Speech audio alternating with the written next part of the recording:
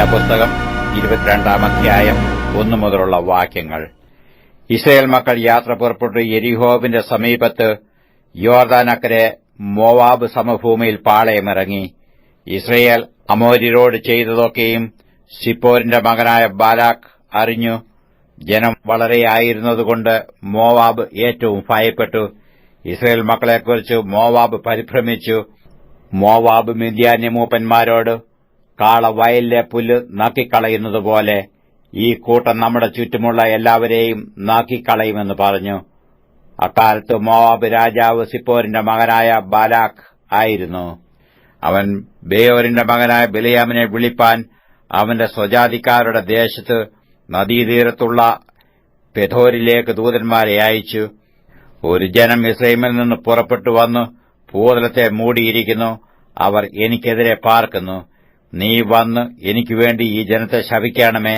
അവർ എന്നേക്കാൾ ഏറ്റവും ബലവാന്മാരായിരിക്കൊണ്ട്, പക്ഷേ അവരെ തോൽപ്പിച്ച് ദേശത്തുനിന്ന് ഓടിച്ചു കളവാൻ എനിക്ക് കഴിവുണ്ടാകുമായിരിക്കും.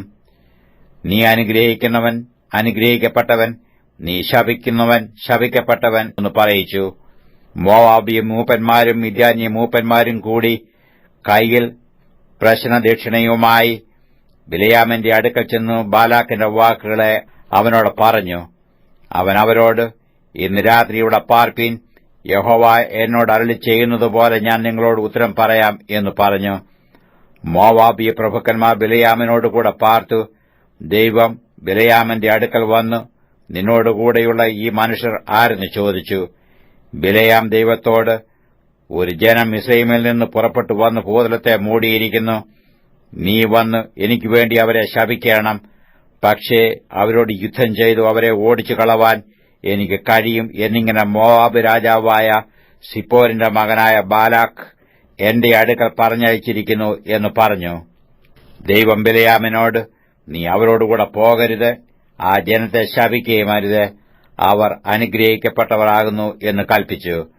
ബിലെയാം രാവിലെ എഴുന്നേറ്റ് ബാലാക്കിന്റെ പ്രഭുക്കന്മാരോട്, നിങ്ങളുടെ ദേശത്തേക്ക് പോകുവീൻ, നിങ്ങളോടുകൂടെ പോരുവാൻ യഹോവ എനിക്ക് അനുവാദം തരുന്നില്ല എന്ന് പറഞ്ഞു.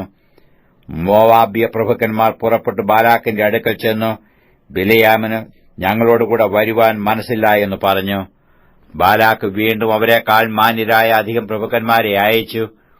അവർ ബിലെയാമിന്റെ അടുക്കൽ വന്നു അവനോട്, എന്റെ അടുക്കൽ വരുന്നതിന് മുടക്കമൊന്നും പറയരുതേ. ഞാൻ നിന്നെ ഏറ്റവും ബഹുമാനിക്കും. നീ എന്നോട് പറയുന്നതൊക്കെ ഞാൻ ചെയ്യാം.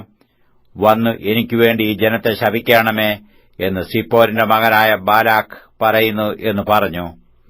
ബിലെയാം ബാലാക്കിന്റെ ഭൃത്യന്മാരോട്, ബാലാക്ക് തന്റെ ഗൃഹം നിറച്ചു വെള്ളിയും പൊന്നും എനിക്ക് തന്നാലും എന്റെ ദൈവമായ യഹോവയുടെ കൽപ്പന ലംഘിച്ച് ഏറെയോ കുറയോ ചെയ്യുവാൻ എനിക്ക് കഴിയുന്നതല്ല. ആകയാൽ യഹോവ ഇനിയും എന്നോട് എന്തു അരുളി ചെയ്യും എന്ന് ഞാൻ അറിയട്ടെ. നിങ്ങളും ഈ രാത്രി ഇവിടെ പാർപ്പീൻ എന്ന് ഉത്തരം പറഞ്ഞു. രാത്രി ദൈവം ബിലെയാമിന്റെ അടുക്കൽ വന്ന്, ഇവർ നിന്നെ വിളിപ്പാൻ വന്നിരിക്കുന്നു എങ്കിൽ പുറപ്പെട്ടു അവരോടുകൂടെ പോക. എന്നാൽ ഞാൻ നിന്നോട് കൽപ്പിക്കുന്ന കാര്യം മാത്രമേ ചെയ്യാവൂ എന്ന് കൽപ്പിച്ചു. ബിലെയാം രാവിലെ എഴുന്നേറ്റ് കഴുതിക്ക് കോപ്പിട്ടു മോവാബ്യ പ്രഭുക്കന്മാരോടുകൂടെ പോയി. അവൻ പോകുന്നതുകൊണ്ട് ദൈവത്തിന്റെ കോപം ജ്വലിച്ചു. യഹോവയുടെ ദൂതൻ വഴിയിൽ അവന് പ്രതിയോഗിയായി നിന്നു. അവനോ കഴുതപ്പുറത്ത് കയറി യാത്ര ചെയ്യുകയായിരുന്നു. അവന് 2 ബാല്യക്കാരും കൂടെ ഉണ്ടായിരുന്നു. യഹോവയുടെ ദൂതൻ വാൾ ഊരിപ്പിടിച്ചുകൊണ്ട് വഴിയിൽ നിൽക്കുന്നത് കഴുത കണ്ടു. കഴുത വഴിയിൽ നിന്നു മാറി വയലിലേക്ക് പോയി. കഴുതയെ വഴിയിലേക്ക് തിരിക്കേണ്ടതിന് ബിലെയാം അതിനെ അടിച്ചു. പിന്നെ യഹോവയുടെ ദൂതൻ ഇരുപുറവും മതിലുള്ള മുന്തിരിത്തോട്ടങ്ങളുടെ ഇടുക്കുവഴിയിൽ നിന്നു. കഴുത യഹോവയുടെ ദൂതനെ കണ്ടപ്പോൾ മതിലരികെ ഒതുങ്ങി ബിലെയാമിന്റെ കാൽ മതിലോട് ചേർത്ത് ഞെക്കി. അവൻ അതിനെ വീണ്ടും അടിച്ചു. പിന്നെ യഹോവയുടെ ദൂതൻ മുമ്പോട്ട് ചെന്ന് ഇടത്തോട്ടും വലത്തോട്ടും മാറുവാൻ വഴി ഇല്ലാത്ത ഒരു ഇടുക്കിടയിൽ നിന്നു. യഹോവയുടെ ദൂതനെ കണ്ടപ്പോൾ കഴുത ബിലെയാമിന്റെ കീഴെ കിടന്നു കളഞ്ഞു. ബിലെയാമിന്റെ കോപം ജ്വലിച്ചു. അവൻ കഴുതയെ വടികൊണ്ട് അടിച്ചു. അപ്പോൾ യഹോവ കഴുതയുടെ വായ് തുറന്നു. അത് ബിലെയാമിനോട്, നീ എന്നെ ഈ 3 പ്രാവശ്യം അടിപ്പാൻ ഞാൻ നിന്നോട് എന്തു ചെയ്തു എന്ന് ചോദിച്ചു. ബിലെയാം കഴുതയോട്, നീ എന്നെ കളിയാക്കിയതുകൊണ്ടത്രേ. എന്റെ കയ്യിൽ ഒരു വാൾ ഉണ്ടായിരുന്നെങ്കിൽ ഞാൻ ഇപ്പോൾ തന്നെ നിന്നെ കൊന്നുകളയുമായിരുന്നു എന്ന് പറഞ്ഞു. കഴുത ബിലെയാമിനോട്, ഞാൻ നിന്റെ കഴുതയല്ലയോ? ഇക്കാലമൊക്കെയും എന്റെ പുറത്തല്ലയോ നീ കയറി നടന്നത്? ഞാൻ എപ്പോഴെങ്കിലും ഇങ്ങനെ നിന്നോട് കാണിച്ചിട്ടുണ്ടോ എന്ന് ചോദിച്ചു. ഇല്ല എന്നു അവൻ പറഞ്ഞു. അപ്പോൾ യഹോവ ബിലെയാമിന്റെ കണ്ണ് തുറന്നു. യഹോവയുടെ ദൂതൻ വാൾ ഊരി പിടിച്ചുകൊണ്ട് നിൽക്കുന്നത് അവൻ കണ്ടു സാഷ്ടാംഗം വീണ് നമസ്കരിച്ചു. യഹോവയുടെ ദൂതൻ അവനോട്, ഈ 3 പ്രാവശ്യം നീ കഴുതി അടിച്ചതെന്ത്? ഇതാ ഞാൻ നിനക്ക് പ്രതിയോഗിയായി പുറപ്പെട്ടിരിക്കുന്നു. നിന്റെ വഴി നാശകരമെന്ന് ഞാൻ കാണുന്നു. കഴുത എന്നെ കണ്ടു ഈ 3 പ്രാവശ്യം എന്റെ മുമ്പിൽ നിന്ന് മാറിപ്പോയി. അത് മാറിപ്പോയിരുന്നില്ലെങ്കിൽ ഞാൻ ഇപ്പോൾ തന്നെ നിന്നെ കൊന്നുകളയും, അതിനെ ജീവനോടെ രക്ഷിക്കുകയും ചെയ്യുമായിരുന്നു എന്ന് പറഞ്ഞു. ബിലെയാം യഹോവയുടെ ദൂതനോട്, ഞാൻ പാപം ചെയ്തിരിക്കുന്നു. നീ എനിക്ക് എതിരായി വഴിയിൽ നിന്നിരുന്നുവെന്ന് ഞാൻ അറിഞ്ഞില്ല. ഇത് നിനക്ക് അനിഷ്ടമെന്ന് വരികിൽ ഞാൻ മടങ്ങിപ്പോയിക്കൊള്ളാം എന്ന് പറഞ്ഞു.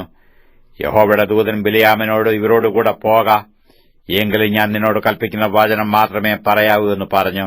ബിലെയാം ബാലാക്കിന്റെ പ്രഭുക്കന്മാരോടുകൂടെ പോവുകയും ചെയ്തു. ബിലെയാം വരുന്നുവെന്ന് ബാലാക്ക് കേട്ടപ്പോൾ അർന്നോൻ തീരത്ത് ദേശത്തിന്റെ അതിരിലുള്ള ഈർ മോവാബ് വരെ അവനെ എതിരേറ്റ് ചെന്നു. ബാലാക്ക് ബിലെയാമിനോട്, ഞാൻ നിന്നെ വിളിപ്പാൻ ആളയച്ചില്ലയോ?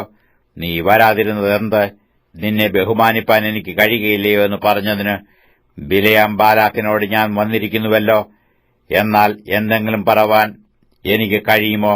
ദൈവം എന്റെ നാവിന്മേൽ ആക്കിത്തരുന്ന വചനമേ ഞാൻ പ്രസ്താവിക്കുകയുള്ളൂ എന്ന് പറഞ്ഞു. അങ്ങനെ ബിലെയാം ബാലാക്കിനോടുകൂടെ പോയി. അവർ കിരിയാത്ത് ഹുസോത്തിൽ എത്തി. ബാലാക്ക് കാളകളെയും ആടുകളെയും ആർത്ത് ബിലെയാമിനും അവരോടുകൂടെയുള്ള പ്രഭുക്കന്മാർക്കും കൊടുത്തയച്ചു. പിറ്റേനാൾ ബാലാക്ക് ബിലെയാമിനെ ബാമോത്ത് ബാലിലേക്ക് കൂട്ടിക്കൊണ്ടുപോയി. അവിടെ നിന്നു അവൻ ജനത്തിന്റെ ഒരു അറ്റം കണ്ടു.